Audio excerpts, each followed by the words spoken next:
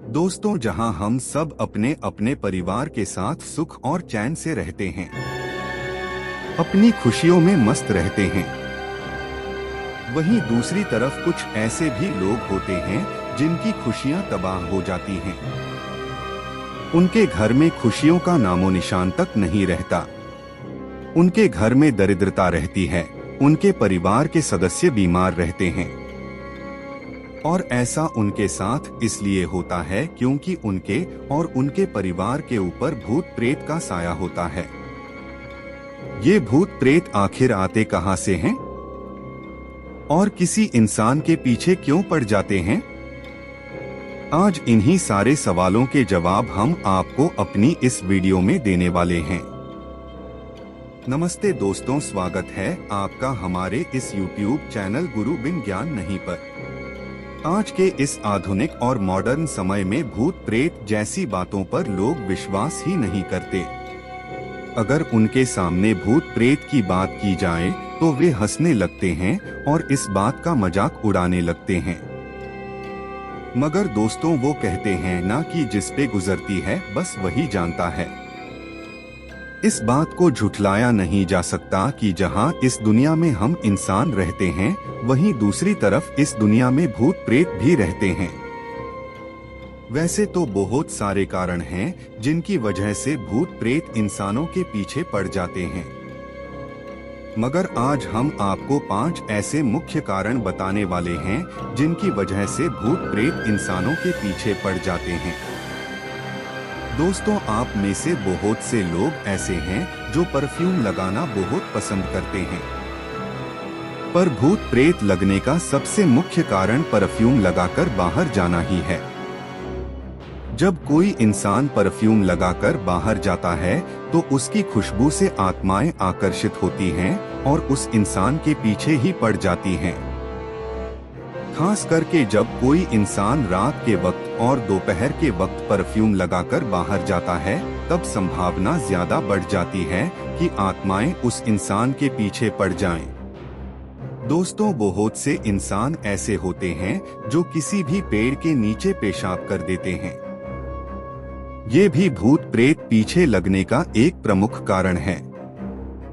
कुछ लोग अनजाने में या फिर नादानी में किसी पेड़ के नीचे पेशाब कर लेते हैं। ऐसे में हो सकता है कि वो भूतों से बच भी जाएं, मगर जो लोग जानबूझकर किसी पेड़ के नीचे पेशाब करते हैं, तब गुस्से से आत्माएं उनके पीछे पड़ जाती हैं।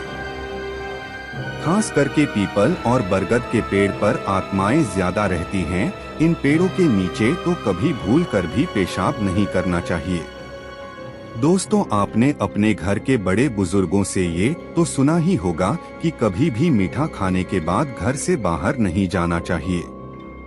दोस्तों, बहुत से लोग ऐसे होते हैं जो अपनी जिंदगी के आखिरी समय में मीठा खाना चाहते हैं। जब मरते वक्त उनकी ये इच्छा पूरी नहीं हो पाती, तब उनकी आत्मा भी मीठे के लिए भटकती रहती है।